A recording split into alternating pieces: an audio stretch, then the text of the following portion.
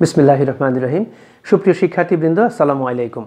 Online ক্লাসে তোমাদের স্বাগত জানাচ্ছি। আমি আবু মুসা মোহাম্মদ মামুন, সহকারী অধ্যাপক, বাংলা বিভাগ, হাটহাজারী সরকারি কলেজ, চট্টগ্রাম। প্রিয় শিক্ষার্থীবৃন্দ, আশা রাখছি তোমরা সবাই ভালো আছো, সুস্থ আছো, স্বাস্থ্যবিধি মেনে পরিবারের সাথে ঘরেই আছো। মহান আল্লাহ আমাদের সহায় হন। আজ আমরা আলোচনা করব বিশ্বকবি রবীন্দ্রনাথ ঠাকুর রচিত তার বিখ্যাত কবিতা সোনার তরী।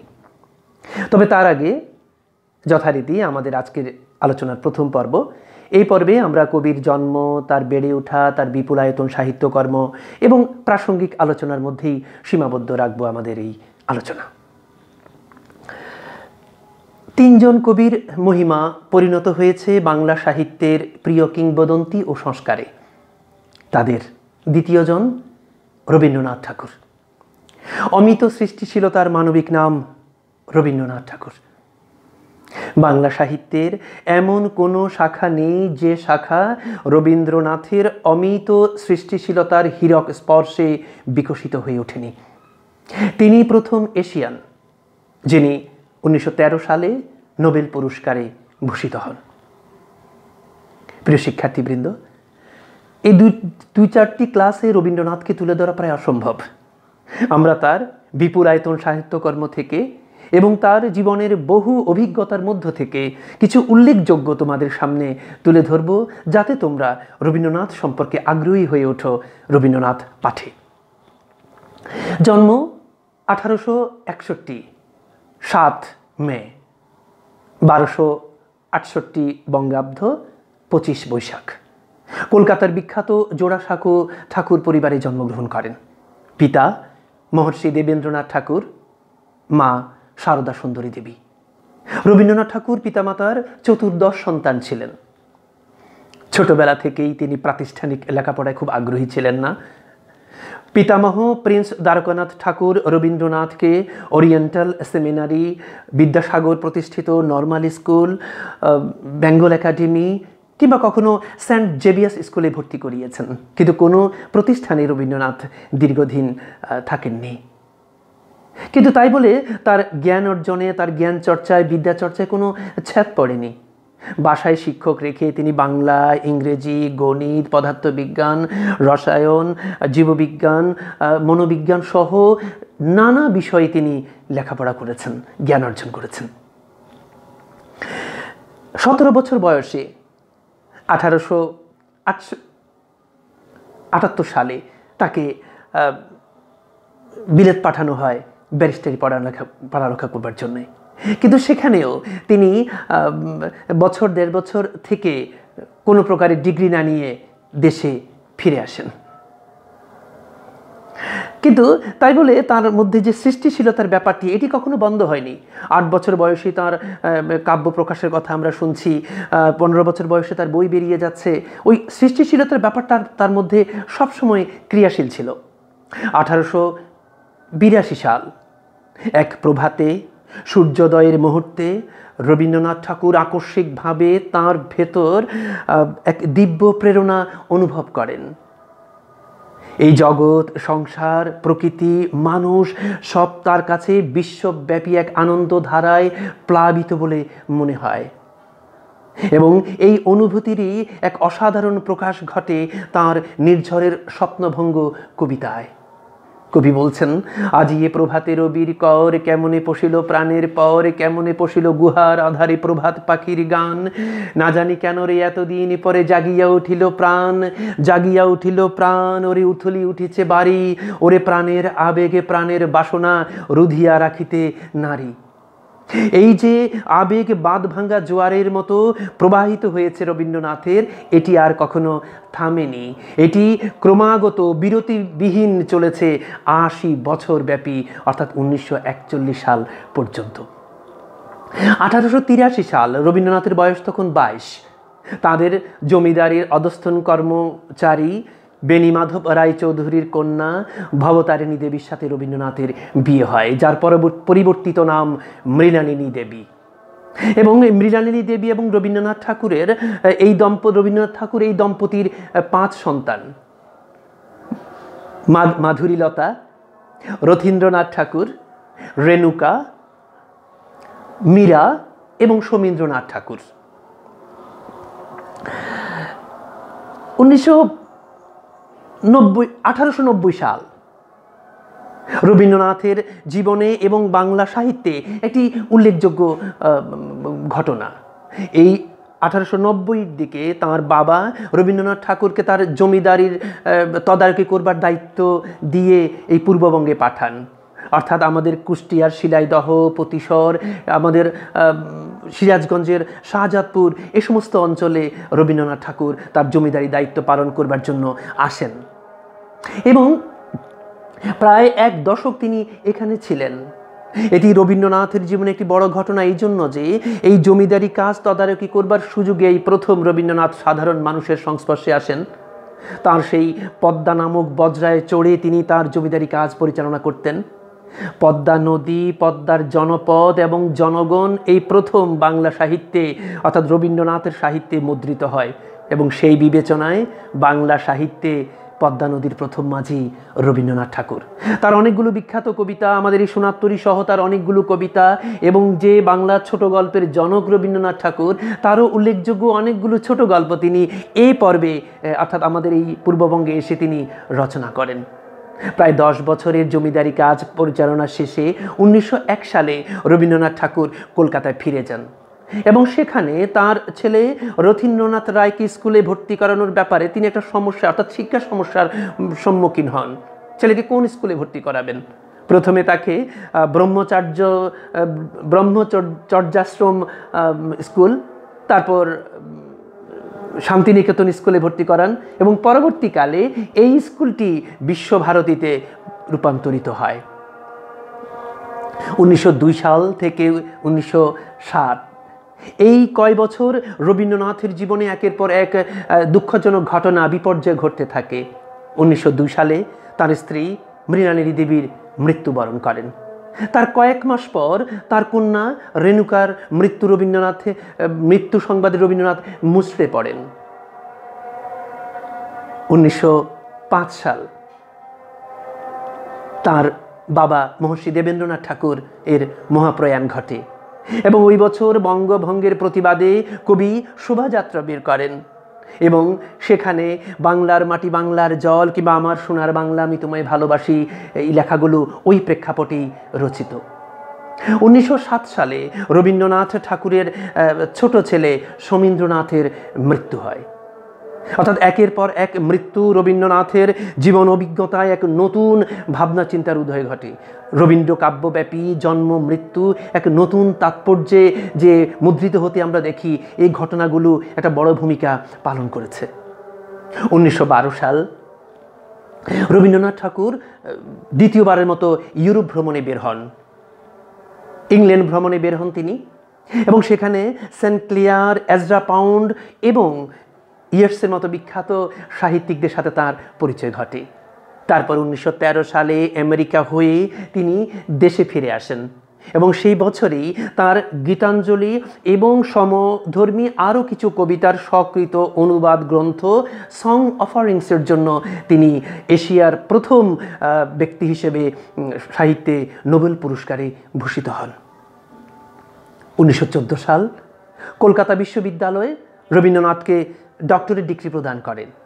তার 1 বছর পর অর্থাৎ 1915 সালে ব্রিটিশ সরকার তাকে নাইট উপাধি দেন। 1916 সালে রবীন্দ্রনাথ আবার বিদেশ ভ্রমণে বের হন। জাপান, ফ্রান্স, আমেরিকা হয়ে তিনি দীর্ঘদিন বিদেশ কাটিয়ে দেশে ফিরে আসেন। 1919 সাল তিনি নাইট উপাধি প্রত্যাখ্যান করেন। অর্থাৎ 1915 সালে ব্রিটিশ সরকার তাকে যে নাইট উপাধি দিয়েছিল সেটি তিনি 1919 সালে প্রত্যাখ্যান করেন, কারণ পাঞ্জাবে জালিয়ানওয়ালাবাগ হত্যাকাণ্ডের প্রতিবাদে তিনি এটি প্রত্যাখ্যান করেন। 1920 সালে রবীন্দ্রনাথ আবার ইউরোপ ভ্রমণে বের হন। ইংল্যান্ড, ফ্রান্স, বেলজিয়াম, হল্যান্ড ঘুরে আসেন তিনি। 1923 সাল আনুষ্ঠানিকভাবে বিশ্বভারতীর প্রতিষ্ঠা। যে রবীন্দ্রনাথ প্রাতিষ্ঠানিক লেখাপড়ায় মনোযোগী ছিলেন না, তাকে কখনোই টানে নাই, তিনি এই প্রাতিষ্ঠানিক লেখাপড়ায় এক উল্লেখযোগ্য সংযোজন করেন এই বিশ্বভারতী প্রতিষ্ঠার মধ্য দিয়ে। 1924 সাল তিনি নয়া চীন এবং জাপান ভ্রমণ করেন এবং সেই বছরই তার কবিকে পেরু সরকার আমন্ত্রণ জানান। তিনি পেরুর উদ্দেশ্যে যাত্রা করেন, কিন্তু দুর্ভাগ্য পথিমধ্যে অসুস্থ হয়ে গেলে তিনি যাত্রা বিরতি করেন আর্জেন্টিনায়।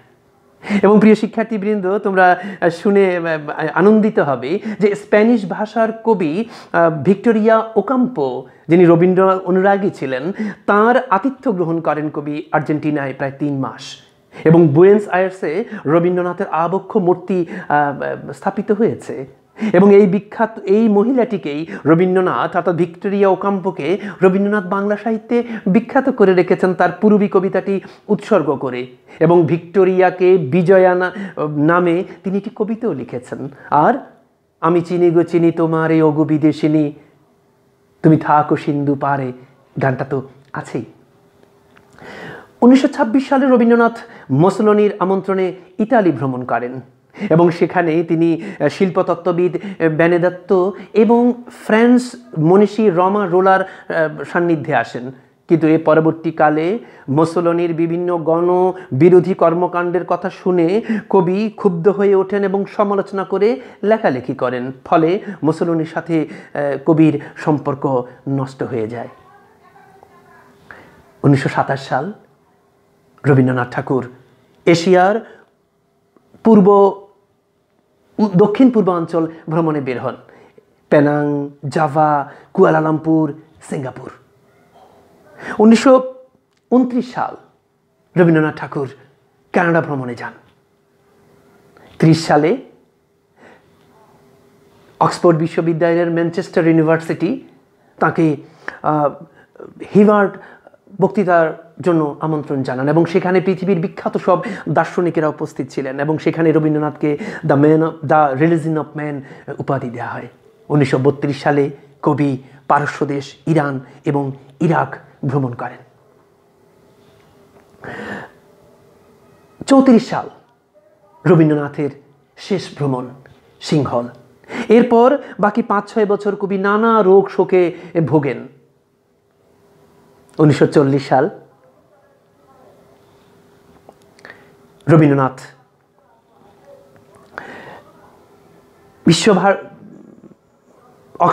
শান্তিনিকেতনে অক্সফোর্ড বিশ্ববিদ্যালয় কবিকে ডক্টরেট ডিগ্রি প্রদান করেন। 1941 সাল রবীন্দ্রনাথের শেষ জন্মদিন। এই জন্মদিনে রবীন্দ্রনাথ ঠাকুর তাঁর সে বিখ্যাত সভ্যতার সংকট প্রবন্ধটি পাঠ করেন এবং এই প্রবন্ধে কবি বলেন যে জীবনের শেষ পর্যায়ে এসে তার বিশ্বাসের বদল আমরা দেখতে পাই। তিনি বলছেন যে তার যৌবনে শিল্প সাহিত্য জন্য যে ইংরেজকে তিনি মর্যাদার আসনে বসিয়েছিলেন, জীবনের শেষ প্রান্তে এসে তিনি তার বিশ্বাস বদল করছেন এবং তিনি বলছেন যে ইংরেজরা আমাদেরকে তাদের শক্তিরূপ দেখিয়েছে, মুক্তিরূপ দেখায়নি।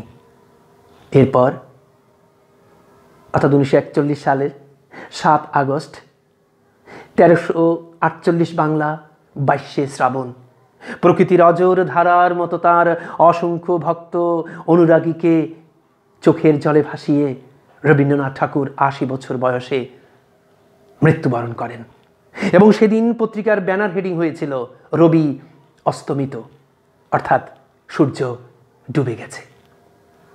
রবীন্দ্রনাথের অন্তর্নিহিত জীবনবোধ স্থির, নানা পরিবর্তনশীলতার মধ্য দিয়ে আপন আদর্শে প্রতিষ্ঠিত। মৃত্যু রবীন্দ্রনাথের কাছে মানব জীবনের জ্যোতিস্বরূপ। তাই জীবন, মৃত্যু, প্রকৃতি, সবকিছু তার কাছে এক অখণ্ডভাবে প্রতিভাত হয়েছে। তাই তো সমগ্র রবীন্দ্রনাথে জীবন লীলা আমরা এভাবে প্রকাশিত হতে দেখি। কত দুঃখ আছে দুঃখ আছে মৃত্যু, বিরহ দহন লাগে, তবু আনন্দ, তবু শান্তি, তবু অনন্ত জাগে। প্রিয় শিক্ষার্থীবৃন্দ, এই 80 বছরের জীবনে রবীন্দ্রনাথ 40 বছর 19 শতকে আর 40 বছর 20 শতকে যেন দুহাত বাড়িয়ে তিনি দাঁড়িয়ে আছেন। 2 শতাব্দীর চেতনাকে তিনি ধারণ করেছেন বক্ষে।